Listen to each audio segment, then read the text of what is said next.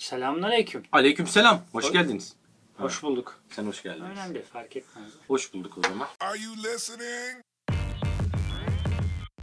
Arkadaşlar bugün Semih'in bir içerik fikri vardı. Onu yapmaya karar verdik. DM'den ve yorumlarda bununla ilgili çok mesaj geliyordu sizden. Yapalım dedik sizi dinleyerek. Semih biraz bahsedecek size ne olduğunu bu içeriğin. Zaten Evet. başlıkta gördünüz ben ne diyorsun. Yani fikrimiz şuydu. Daha önceden birçok arkadaş bunu talep etti. 2020 yılında iPhone 7 alınır mı? 2021'e geldik. Alınmaz mı? 2021'de iPhone 7 alınır mı? Paran iPhone yoksa ne 6 alacaksın? alınır mı? Az bir para değil. 2000, 2 ile 3000 arası. Temizleri 2500 lira civarından Yani başlıyor. 3 liraya kadar, hatta sıfırı 4000 lira falan herhalde. Ben tam rakamını hatırlamıyorum, o civarlarda. iPhone 6 da alınabilir bence. Bu videoda biz bahsetmek istemiyoruz, böyle işte kaç gram olduğunu, ekran boyutunu, ondan İşte sonra kamera pikselini. FPS'ini. Zaten bunları birçok arkadaşımız Gerçek kullanıcı biliyor. deneyimi. Kendim iPhone 7'yi 2016'dan beri kullandım. 2016'da çıktı. 5 yok. 2017'de başladım kullanmaya. İşte 4 yıl kadar bir süre kullandım. Ben de ilk çıktığında başlamıştım. İşte memnunum. 4 yıldır kullanıyordum. Artık iPhone 11 Pro kullanıyorum. Aralarında tabii çok fark var ama iPhone 7 bence günümüzde 2500 TL ya da 2000-3000 Aynen. lira bandında birçok Android telefondan daha iyi olduğunu düşünüyorum. Şahsen 2000-3000 lira verip Android alacağımı iPhone 7 alırım, daha iyi. Çünkü daha stabil çalışıyor Aynen. arkadaşlar. Çoğu uygulamada daha stabil çalışıyor. Biz bugün ne yapacağız? Ne yapacağız be Kamil?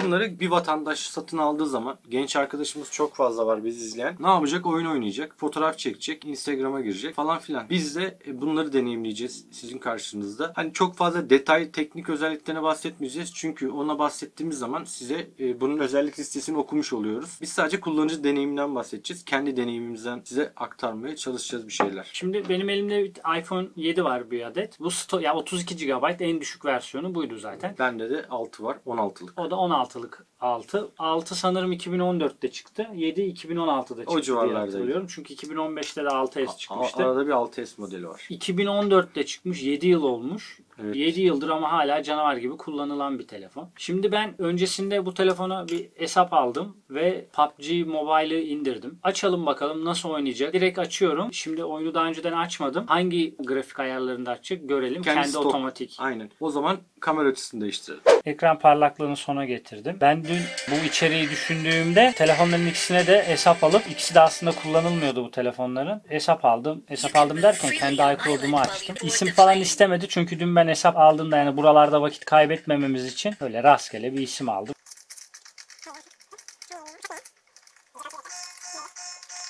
Belki diğer telefonlardan farkı ekran biraz küçük. Yani yeni neslin ekranları daha büyük ya. mi? Değil bence. Ya şimdi PUBG oynayacaksa arkadaş belki küçük gelebilir. Atlayayım mı? Atla, nereye atlayacağım? Bilmiyorum. Atla bakalım. Çok çaktırmayayım da ben bu arada oynamayı bilmiyorum arkadaşlar. Biz zaman zaman arkadaşlar onu hızlandıracağız. Zaman zaman konuşacağız. Semih ısınıyor mu, ısınmıyor mu, takılıyor mu, oralardan biraz bahsedecek. Şu an bir sıcaklık yok.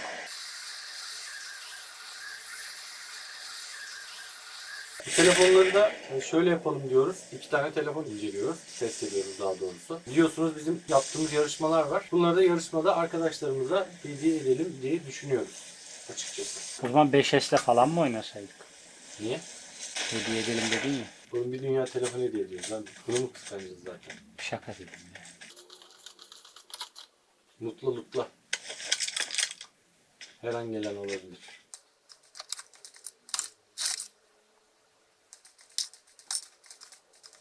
Geliyor. Bot zaten.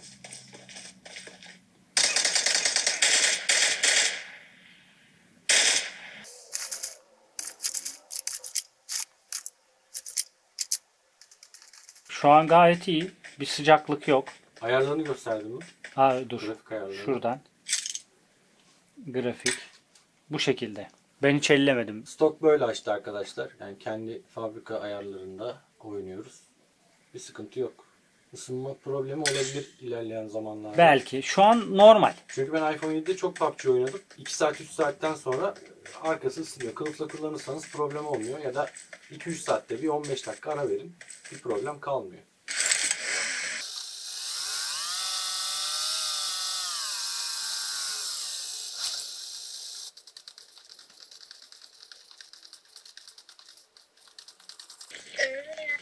Lüçerek bütün börek. Araplar konuşuyor. En azından bir keşif. Şöyle. Türk mü? He. Arapça gibi. Elmalı çörek falan diyor.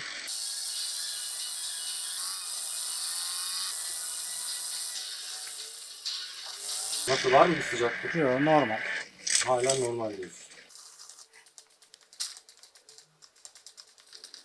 Ön kamerası sanırım bunun 7 megapiksel. 12 megapiksel arka kamerası. Arka kamerada 12.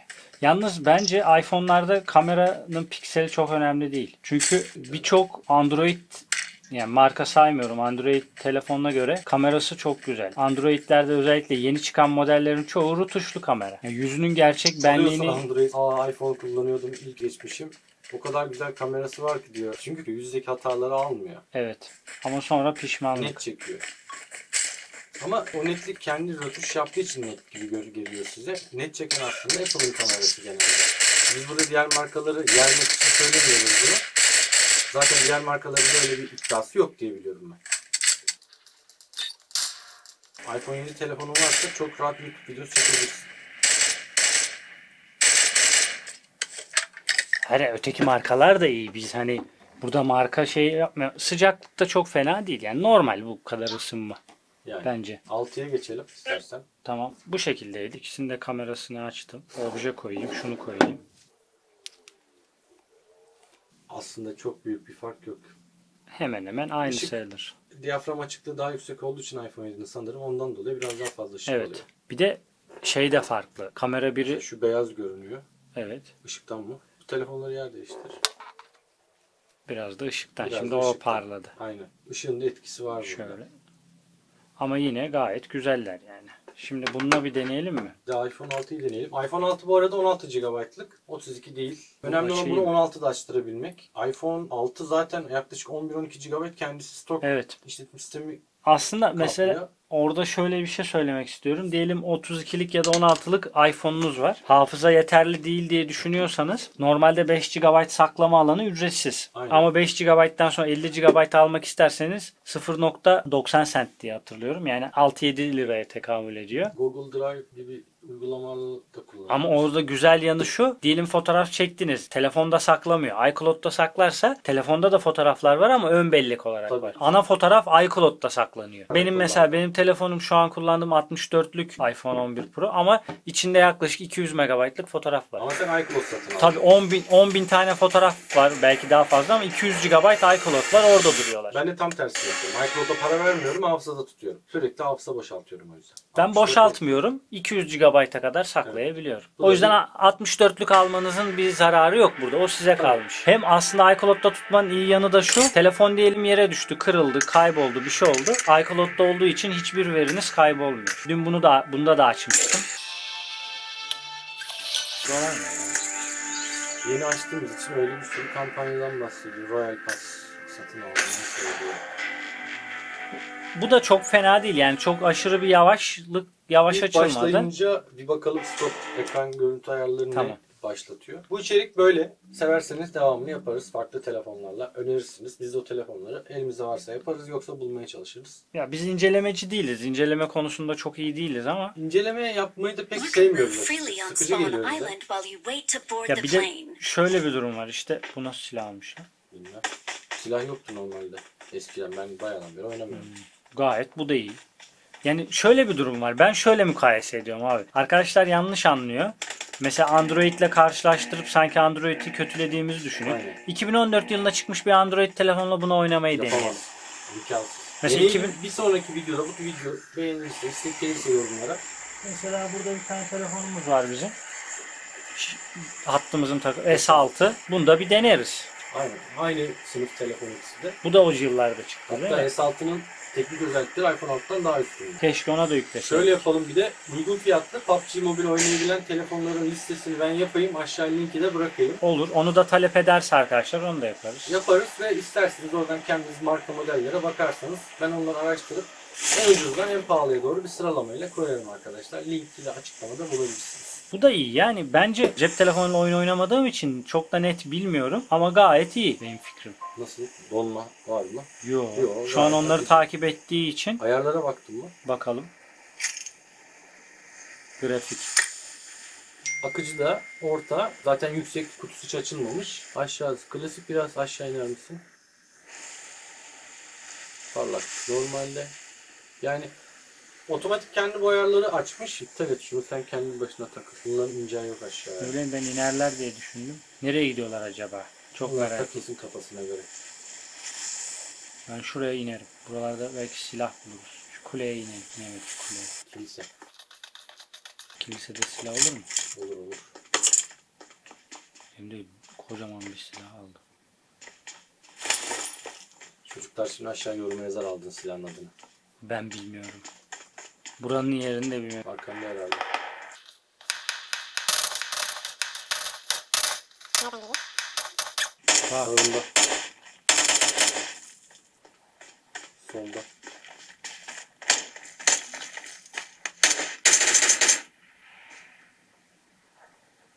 Allah Allah, nereye gidiyor? Solunda arkada. Biraz bununla da oyunla vakit geçirelim. Isınacak mı? Bir izleyelim ya da oyunun ilerleyen bölümlerinde donma yapacak.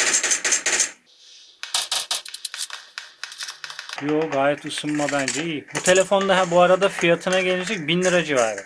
16'lıkları 1000 lira, hatta 700, 800, 900. Tabi parmak izi okumuyorsa 600, 700 Daha yani. önce birkaç tamire sat yaptığımızda 450 liraya sattığımız da oldu, 900 liraya sattığımız da oldu abonelerimize. Ama bunun böyle çok Malum. temiz 32'liğine 1200'e 1300'e alabilirsin. alırsın ve kullanırsın. Yani Bu arada geçen Apple iOS 15'i tanıttı. iPhone 6s ve 6'ya gelmiyor fakat 7 ve üzeri tüm modellere iOS 15'te geliyor. Bu şu oluyor ki bugün bir tane iPhone 7 alırsan en az 2-3 sene daha kullanabilirsin. Değil mi senin? bence de evet. Tabii Senin tabii. benim ne dediğimi bilmiyor şu an. Dur, şu Duymuyor. an duymadım. Abim şey dedi, iPhone 7'ye yeni güncelleme geleceğini söyledi. Evet, gelecek. En az bir 2 yıl sorunsuz kullanılır diye düşünüyorum. Belki de daha fazla. Arkadaşlar beni öldürecekler sanırım. Benim arkadaşım mı? O senin arkadaşın herhalde 2 numara. Niye öyle duruyor? Şurada var. Şurada. Nasıl yaptın? Aferin, helal, sensin şampiyon. Bu da iyi. Ki sana bir şey diyeyim mi? Bu sanki daha mı az ısındı? Ama onun ayarları biraz yüksekti ya. Tabii o yüksekte oynayalım, bu düşükte oynuyor. Olabilir, mümkün. Ne yapıyor burada bu? Allah Allah. Arkadaşlar hediyeler nasıl verilecek diye merak ediyorsanız bahsedeyim mi size? Bahset. Zaten denedik. Tamir sıfırı takip edin. Orada hikaye bölümünde duyuruyoruz. Yarışma şeklinde de yapıyoruz. Çekiliş şeklinde de yapıyoruz. Bu telefonları, bunun gibi başka telefonları, tornado takımları, kulaklık, powerbank ne olursa abonelerimize her hafta yapmaya çalıştığımız yarışmalarla hediye ediyoruz. Duyurular bölümünde, hikayede görürsünüz. Bir de arkadaşlar hediyenin büyüğü küçüğü olmaz benim düşüncem. Elimizden geldiğince size bir şeyler vermeye Lan telefonun çalışıyoruz. nesi küçük hediye? Yok, hani bazen tornavidayı falan beğenmiyorlar da. Beğenmiyorsan tornado istemiyorum dersin. Bana kulaklık gönder location. dersin. Hallederiz. Orada sıkıntı yok. Hani ihtiyacı yoktur belki tornavidaya. Bir de sağ olsunlar Instagram'dan iyi cevap verdiler geçen hafta. Evet, 2249 doğru cevap. Şimdi bu video ne zaman yayınlanacağını Doğru. bilmediğim Belki bu videodan için sonra 2 yarışma daha olacak. tam net bir şey de konuşamıyorum ama en son bir yarışma yapmıştık, onu bahsediyorum. 4 tane iPhone verdik o yarışmada. Evet. 4 tane. İnşallah sahiplerine kargolayacağız en kısa sürede. Belki bu videoyu izlediklerinde gitmiş olurlar. Belki de. Bir de arkadaşlar şey soruyor abi. Bu biraz videoları arttırın diyorlar. Evet, bunu çok talep ediyorsunuz bizden. Aslında videolar Patient. hazır duruyor şu an. Marked a Yayınlamadık. location. Haftada bir yayınlıyoruz. 2 olacak ama stok yapmaya çalışıyoruz videolarda. Videosuz kalmayın diye. Biliyorsunuz Kurban Bayramı falan da var. Bir de daha önceden de ben bahsetmiştim. Hani bizim belli plan programımız var. Bir de bir programımız var. Başka kanalımız var. Kanallar var. Kanallarımız var daha doğrusu. 2 kanalımızda. Bir tanesini biliyorsunuz Fixit.tr. Diğer kanalımız şu an takipçilerimize ismini duyurmadık. İlerleyen günlerde ondan da bahsederiz. Fixit.tr bizim global kanalımız. Oraya da Marked içerik a üretiyoruz. location. Gayet iyi. Ondan dolayı. Bence de gayet Sıcaklık yani normal. Bu soğumuş zaten. güzel. iPhone 6 en ucuz piyasadaki. iPhone 6 bu 16'lık. Ki yani mesela bunun parmak izi okuyucusu çalışmıyor. Tabii bu hurda denilebilecek bir iPhone 6 aslında. Biz buna kasa falan takmıştık. Tabii kasası yeni. Benim bu vurduğum buydu. Değil bu. O vurduğum Vurduğum parçalandı. parçalandı. Anakart falan kalmadı onda. Bir tane videomuz var. Yukarı kartını bırakırım bulursam. Tüfekle iPhone 6 vurmuştuk. Parçalandı telefon. Neyse. Ben şaka yapıyor sanmıştım, gerçekten ateş etti. Ben de gerçek söylüyorsun zannetmiştim. Biri rose gold, biri gold diye geçiyor. Zaten 6'da rose gold yok benim bildiğim kadarıyla. 7'de gold da var, rose gold da var. Arkadaşlar bu böyle bir video. Umarım etkili bir içerik oldu. Her seferinde tamir yapmayacağız ya. Tamirden sıkıldık. Biraz da kendimiz eğlenelim istedik. Sizden de bu yönde çok istek gelmişti. Oyun oynadık, test ettik. Gayet başarılıydı bence. Diğer aslında benim tamir ettiğim cihazlar içinde değinmemiz gereken en önemli noktalardan biri yedek malzeme. Aynen. Yedek malzemelere uygun, yani yan sanayilere uygun. Orijinalleri de bence diğer, özellikle Samsung'a göre falan çok uygun. Samsung'a göre ekranı başta. Ya ortalama bunun ayarında bir Samsung amiral gemisi olarak bahsediyorum. S6 1000 lira ekran. 1000 lira. Bunun Orijinal revizesini 300 liraya falan alırsınız. yani. 300, Hatta 350. yan sanayi takacağım da kendim takacağım da. 200 lira. Şunun ekranı yan sanayiydi temin. Fark ettiniz mi? Demedim ben bilerek, yan sanayi. 7'ninki orijinal. 200 lira. 200 liraya takarsınız eve kendiniz. Evet, ekran. Ama kendiniz takmak isteseniz bile Samsung S6'nın ekranı 1000 liradan aşağı alamazsınız. Ve zor. Yani o gerçekten Takması da zor. Android'lerde işçilik gerekiyor arkadaşlar. İnce milimetrik oynuyor. Yani ekrana 1 milim yamuk takmanız veya aşağı yukarı taktığınızda ekrana zarar verebilirsiniz. Bunlar çıtalı olduğu için nispeten onlara Yani. göre daha böyle Ve kolay. telafisi olur. Bu ekranı kırdığınız zaman takarken ya da bir hasar verdiniz flexine 200 liranız gider çöpe. Tabii. Ama bir Samsung'da, bir S6'da o ekrana zarar verdiğiniz zaman dikkat Evet. edemezseniz. Biz o yüzden ev kullanıcılarına özellikle Android grubunda pahalı ekranlı telefonlara videolarını pek göstermemeye özen gösteriyoruz. Gösteriyorsak da şuraya dikkat edin gibi şeyler çok Evet. fazla söyleriz. Mesela bir de stabil çalışıyor arkadaşlar. Yani işletim sistemi bence çok sade. Android'e göre gerçekten Evet. sade. Ve şöyle bir değeri var bunu. Volkswagen araba gibi düşünün. Aynen öyle. Volkswagen araba nasıl alırsınız, kullanırsınız, değer kaybetmez. İstediğiniz zaman elinizden çıkartabilirsiniz. Tabii, çok Hani rahat. öyle bir söylem vardır ya. Yani her zaman şu cihaz kaç yıllık olmasına rağmen hala o zamanın sıfır parasından belki daha çok ediyor. Hatırlamıyorum bu Ya sıfır ne kadar. iPhone 7'yi hatırlıyorum ben 3000 lira civarıydı ilk çıktığında. Yani. Şu an Ya gerçi ikinci eli 2 ile 3 arası. Gerçi mali olarak düşündüğünde o değişir tabii. 3000 lira o zamanlar daha çok paraydı. Şimdi daha az. Tabii alım falan değeri filan da farklıydı. değerli. Ekonomiye girdik. Ama özet olarak bence alınır arkadaşlar. Yani Alınır, kullanılır. Yani bunu sürekli soruyordunuz. benim 1000 liraya kadar param olsa kesinlikle bir iPhone 6 alırım. Hafızayı dert etmem fazla. Hafızada yükseltmem. Bir de ona para vereceğime giderim 32 Tabii bin alırım. 400-500 lira yükseltiyorlar Bir hafızayı. de ne kadar randımanlı olacak. İşte. Ama benim dediğim gibi eğer hafızayı iCloud üzerinden kullanırsanız çözersiniz arkadaşlar. Çünkü Yani. telefonda en çok yer kaplayan fotoğraflar. Ha tabii ben kendim şey olarak düşünüyorum.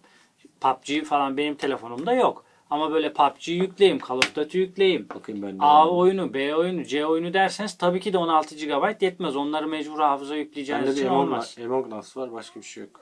32'lik bile bazı arkadaşlara eğer çok oyun yüklüyorlarsa, oynuyorlarsa yetmez yani. Yetmez tabii.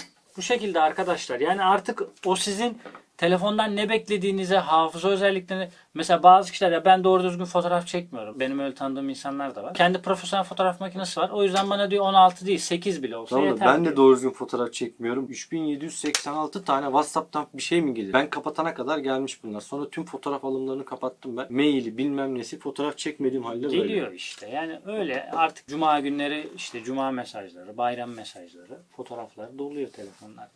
Evet. Arkadaşlar izlediğiniz için teşekkürler. Umarım size yararlı bir video oldu. Kafanızda soru işareti varsa hani bizce ben iPhone 6 alırım 1000 liralık bir bütçem olsaydı başka bir şeye bakmazdım. Yani ben de 7 alırım. Hatta kullanırım ki kullanıyordum da. 2000 Ki liralık bir kullanırdım bütçem da. varsa 7 alırsın. Evet. Hatta ben 7'yi hala kullanmak istedim de abimin baskıları yüzünden 11 Pro'yu kullanıyorum artık. Evet. Yoksa ben 7'den memnundum.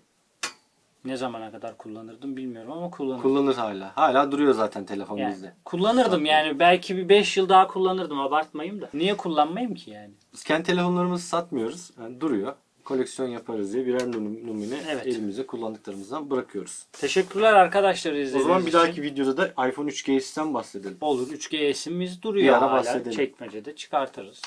PUBG yüklemeyi deneyelim ona. Ne dersin? Olur. Yüklenmez şaka yapıyorum. Yüklenmez. WhatsApp'ı bile yükleyemeyebiliriz. Doğru. Bu böyle bir video. Umarım sıkılmadınız. Umarım hoşunuza gitti. Teşekkürler. Hoşça kalın. Bir sonraki Bay bay. videoda görüşmek üzere. Görüşürüz.